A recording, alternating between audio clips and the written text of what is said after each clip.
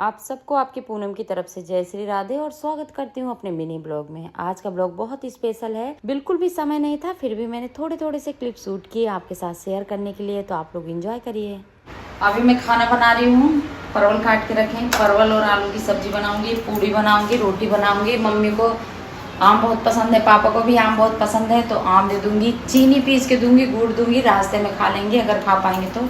और कल पापा ने थोड़ा सा हलवा दूध खाया था, आज थोड़ा सा दलिया दूध खाया है। पापा के पूरी जीभ में एक साइड में इस तरफ पूरा स्वेलिंग आ गई है, छाले भी नहीं दिख रहे, पता नहीं क्या हो गया है। और आप लोग बोलते हैं ना पूनम जी बिंदी लगाया करो, देखिए आज फिर जल्दी जल्दी में बिंदी लगाना भूल गई। तो अभी मैं नए घर में शिफ्ट हुई हूँ, जैसा कि आपको पता ही है। अब आपको जो भी वीडियो मिलेंगे इसी घर के मिलेंगे। वीडियो भी थोड़ा सा लेट हो गए, डाल नहीं पा रही थी, लेकिन शिफ्टिंग में आप सबको पता है कि बहुत ज़्यादा प्रॉब्लम आती है। तो अब थोड़ा सा मैं शिफ्ट कर चुकी हूँ, थोड़ा बहुत जो सामान बचा है उसको हम लोग निकाल के रखते रहेंगे। लेकिन अब रेसिपी कंटिन्यू होगी, टिप जो आपके साथ शेयर करती हूँ वो भी कंटिन्यू होगी। आज मम्मी जहाँ थी जसपुरा, तो जिया के रंग लगावा थी, है ना मम्मी? हाँ, क्या करत या रंग लगावा था जिया।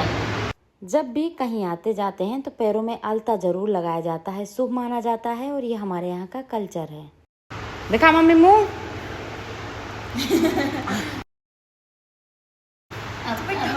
तो लगा।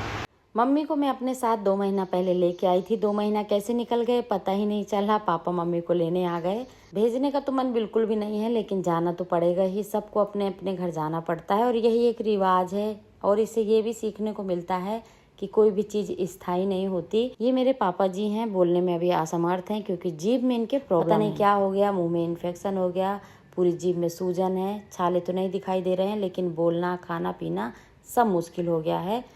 तो अभी मैं आपको थोड़ी देर पहले की क्लिप दिखा रही थी। बस खाना वगैरह बनाया, 9:05 में ट्रेन थी, तो हम लोग 8:30 बजे स्टेशन के लिए निकल गए। 9 बजे स्टेशन पहुंच गए और बस 5 मिनट बाकी था ट्रेन चलने में। तो रिंकू गाड़ी पार्क करने चले गए और इधर हमको उतार दिया है, तो हम लोग जा रहे हैं ट्रेन में। और पापा को एसी बिल्कुल भी सूट नहीं होती है, इसीलिए स्लीपर में रिजर्वेशन कराया। मम्मी को तो एसी से कोई फ़र्क नहीं पड़ता, मम्मी को कहीं भी बिठा दो, लेकिन पापा जब भी कार वगैरह में बैठते हैं, ट्रेन में बैठते हैं, तो एसी बिल्कुल भी उनको सूट नहीं करती, वो बीमार हो जाते हैं। इसीलिए यहाँ पर स्लीपर में बिठा दिया। पापा बड़ी मुश्किल से थोड़ा सा बोल पाए हैं, और पापा को जो भी बोलना था उन्होंने एक लेटर में लिख दिया है। माँ बाप हैं, जब इतनी दूर तक आते हैं तो कुछ ना कुछ अपने बच्चों से कहना चाहते हैं।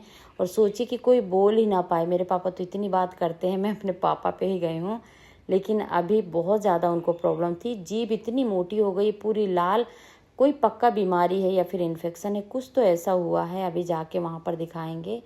और यहाँ पर भी दवाई दी थी, एंटीबायोटिक दी थी, लेकिन ज़्यादा सही नहीं हुआ, तो घर जाके ही दिखाएंगे। अब ये सफ़र में जब मम्मी निकली तो मम्मी का क्या था ना, शाम से ही कि तुम पैसे ले लो, ओम ले ले, जिया ले ले, रिंकू को दे दो, गुड़िया तुम ले लो। और फिर अभी जब ट्रेन में बैठी ना, तो मेरे पड़ोसी हैं, पड़ोसी तो क्या बहन जैसी हैं, तो उनके बच्चों के लिए मम्मी ने बोला मैं पैसे देना ही भूल गई, तो लो उन बच्चों को भी जाके दे देना। तो मम्मी मेरे जो पास में दीदी रहती हैं उनके बच्चों के लिए अभी पैसे निकाल के दे रही हैं। और पापा बोल रहे हैं सब लोग हंसी खुशी रहा करो, क्योंकि जिस घर में हंसी खुशी रहती है वहीं पर खुशियाँ बसती हैं, लक्ष्मी जी का वास होता है।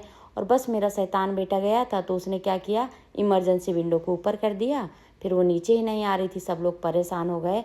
फिर रिंकू अंदर से इस विंडो को सही करके आए। और जैसी ट्रेन चलने का समय हो रहा था ना, मन में धक धक धक धक धड़कन इतनी तेज बढ़ी हुई थी, क्योंकि जब मम्मी से मैं इतने दिन तक दूर थी तो इतना लगाव नहीं था। लेकिन जैसे ही 2 महीना मम्मी को पास में रखा, वापस वो बचपना आ गया। क्योंकि माँ बाप जब पास में होते हैं ना, मैंने आपको हमेशा बताया, तभी तक हमारे अंदर बचपना रहता है, तभी तक हम छोटे होते हैं।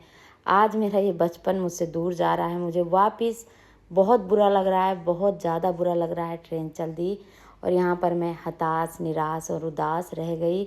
मम्मी पापा के सामने ज़्यादा कुछ मैं अपने इमोशन दिखा नहीं पाती हूँ, क्योंकि ये लोग बुजुर्ग हो चुके हैं। अगर इनके सामने हम लोग दुखी हो जाएंगे तो फिर इनका सफ़र में जाना थोड़ा मुश्किल हो जाता है। तो मम्मी पापा तो निकल गए, ट्रेन चल दी। जैसी ट्रेन गई ऐसा लगा सब कुछ ख़त्म हो गया। मेरी मम्मी और पापा चले गए हैं, अभी हम लोग उनको छोड़ के आए हैं।